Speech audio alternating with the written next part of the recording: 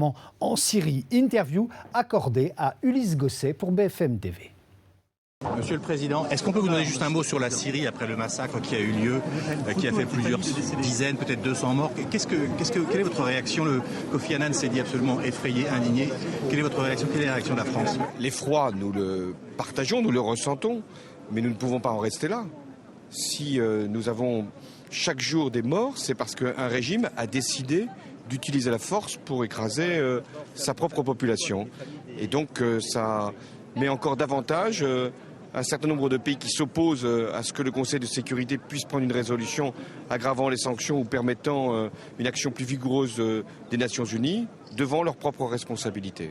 Et donc je dis aux Russes, aux Chinois, pour être clair, en ne faisant rien pour que nous puissions avancer plus directement vers des sanctions plus fortes, finalement c'est le chaos, la guerre qui est en train de s'installer en Syrie au détriment de leurs intérêts mêmes. Et vous pensez qu'il peut y avoir une résolution, un vote sur, par exemple, l'usage de la force éventuellement en Syrie? Je pense que nous n'en sommes pas encore là.